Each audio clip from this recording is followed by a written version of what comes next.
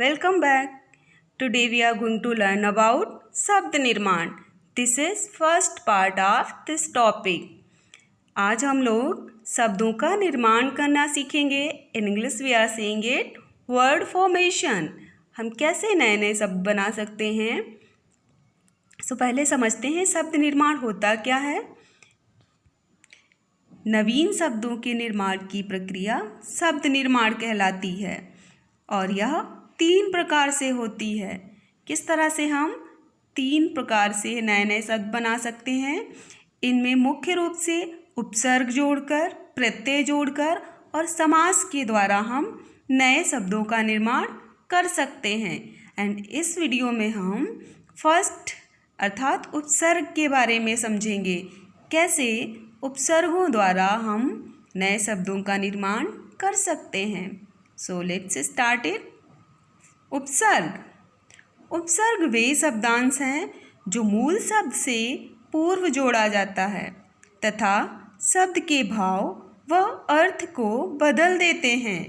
जैसे सुपुत्र. पुत्र में जब हम सु उपसर्ग जोड़ेंगे तो नया वर्ड बनेगा सुपुत्र. इसी प्रकार शांति में अ उपसर्ग जोड़ने से नया वर्ड बनेगा अशांति. ओके. प्रचलित उपसर्ग 4 प्रकार के होते हैं. ठीक है. फर्स्ट, संस्कृत उपसर्ग. ये उपसर्ग संस्कृत भाषा से अपने मूल रूप में हिंदी भाषा में आए हैं. कुछ मुख्य संस्कृत उपसर्ग निम्न हैं. अर्थात संस्कृत उपसर्ग वो होते हैं जो किसी परिवर्तन के बिना, किसी बदलाव के बिना सीधे तौर पर हिंदी भाषा में प्रयोग कर लिए जाते हैं. और ये कुछ मुख्य उपसर्ग हैं जैसे आ, अप, अव, अति, अधि, अनु, अमि, उप, उत, दुर, दस, निर, निस, नि, परा, परि, प्र, प्रति, वि, सम एंड सु, सत. ये कुछ मुख्य उपसर्ग हैं और वैसे लगभग संस्कृत उपसर्ग की संख्या 22 मानी जाती है. इसी क्रम में 2 और उपसर्ग हैं सह, स्व, आदि. कुछ वर्ड हम लोग देखेंगे. जैसे आ उपसर्ग लगाने से मैंने कुछ वर्ड्स यहाँ पे राइट किए हैं. आगमन, आहार, आकार, आदान, आकंठ. तो ये तो थे संस्कृत उपसर्ग. सेकंड, तद्भव. तद्भव उपसर्ग को हिंदी उपसर्ग भी कहा जाता है.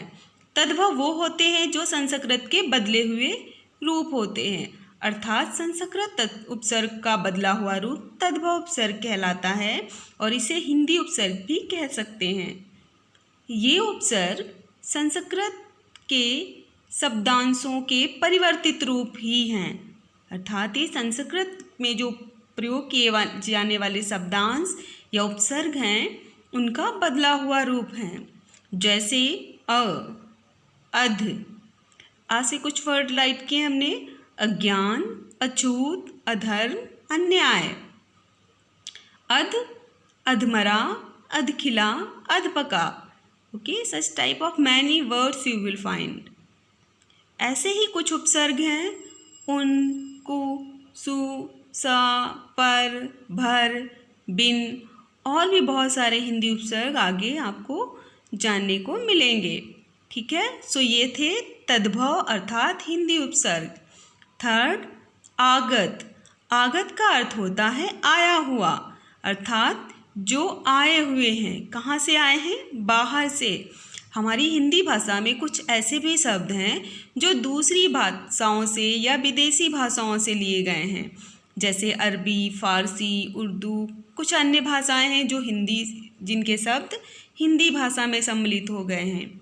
इन्हीं को हम आगत उपसर्ग कहते हैं. ये उपसर्ग उन शब्दों से लिए गए हैं जो विदेशों से आए हैं. ये उर्दू, फारसी और अंग्रेजी भाषाओं से लिए गए हैं. जैसे यहाँ मैंने कुछ उर्दू और फारसी के वर्ड्स उपसर्ग लिख रखे हैं. जैसे कम, खुश, गैर, बा, न, ब, बद, ला, सर, हम, हर आदि। अब अंग्रेजी के उपसर्ग जैसे चीफ मिनिस्टर, जैसे हाफ डे, जैसे चीफ गेस्ट, इस तरह के कुछ शब्द हम सुनते हैं। इनका प्रयोग हिंदी भाषा में भी कभी कभी होता रहता है। तो इन्हीं को हम, इनमें लगने वाला चीफ, इनमें लगने वाला हाफ, ये जो शब्दांश हैं ये अंग्रेजी के उपसर्ग हैं। ठीक है, तो कुछ उदाहरण भी राइट किए हमने। कम, कम उम्र, कमज़ोर, कम अक्ल, खुश, खुश मिजाज, खुश नसीब, खुशबू। बनाम, बदौलत, बदस्तूर, बगैर। सर, सरताज, सरदार, सरपंच, सरकार। हमराह, हमराज, हम उम्र, हमदर्द। इसी तरह बद, बदनाम, बदहाल, बदबू, बदहवास। ला, लावारिस, लापता, लाजवाब, लाइलाज।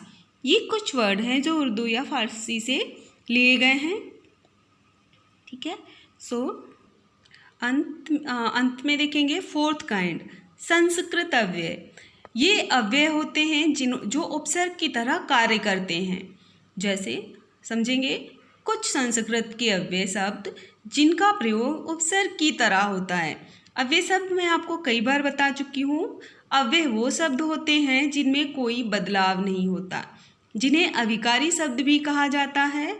इनका लिंग, वचन और काल कभी नहीं बदलता है, चाहे किसी भी स्थिति में इनका प्रयोग हो।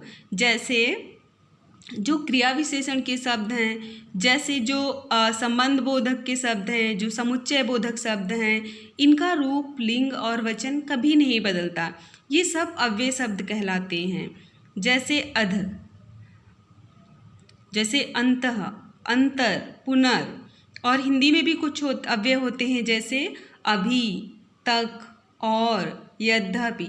इनमें समुच्चय बोधक, संबंध बोधक भी आते हैं। जैसे अप, जैसे आ, जैसे भर। ये सभी जो हैं अव्यय शब्द कहे जाते हैं। ठीक है, तो ये संस्कृत अव्यय हैं। इनमें है अध, अंतः, अंतर, पुनर्। इनके कुछ उदाहरण देखेंगे। अधोगति, अधःपतन, अधोमुखी, अंतःपुर, अंतःकरण, अंतर्जातीय, पुनरावृत्ति। ये कुछ उदाहरण हैं। Okay, so now this is time of homework. निम्न शब्दों से उपसर्ग व मूल शब्द अलग करके लिखें। So guys, I just want to remind you कि उपसर्ग लगाने के बाद जो अगर हम किसी शब्द से उपसर्ग और मूल शब्द अलग करें तो हमें इस बात का ध्यान रखना चाहिए कि उपसर्ग को अलग करने के बाद जो शेष शब्द रहेगा वो एक सार्थक शब्द होना चाहिए। सार्थक अर्थात उसका कोई उचित अर्थ होना चाहिए। ऐसा नहीं है कि हम किसी भी शब्द से जिसमें उपसर्ग नहीं है या उपसर्ग निकालने के बाद उसमें कोई सार्थक शब्द ही ना रहे, अगर इस तरह से हम कोई शब्द अलग करेंगे तो फिर वो गलत माना जाएगा। ध्यान रखेंगे, उपसर्ग अलग करने के बाद एक सार्थक शब्द भी रहना चाहिए। और कुछ ऐसे भी शब्द होते हैं जिनमें एक से अधिक उपसर्गों का प्रयोग होता है। ठीक है, जैसे अप्रत्याशित, अप्रत्याशित, ऐसे बहुत सारे वर्ड मिलेंगे। अनियंत्रित, अनियंत्रित।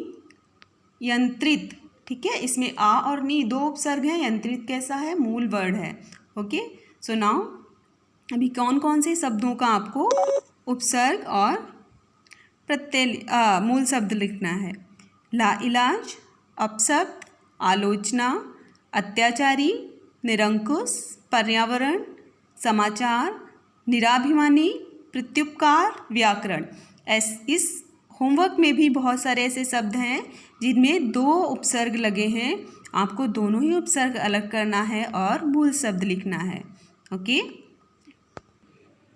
यहाँ मैं आपको एक बार फिर से स्पष्ट कर दूँ, कुछ शब्दों में एक से अधिक उपसर्गों का भी प्रयोग होता है। जैसे अप्रत्यक्ष, sorry that word was wrong, अप्रत्यक्ष। तो इसमें उपसर्ग आ, देन प्रति, देन अच्छ। अच्छ मीन्स आँखें होती हैं। ठीक है, आँख। तो प्रति अच्छ। सेकेंड वर्ड निराकरण, निराकरण, ठीक है, इसमें भी 2 उपसर्ग, निराकरण। तो इसी प्रकार से आपको बाकी शब्दों का से उपसर्ग और मूल शब्द अलग करना है। Now thank you and have a nice day.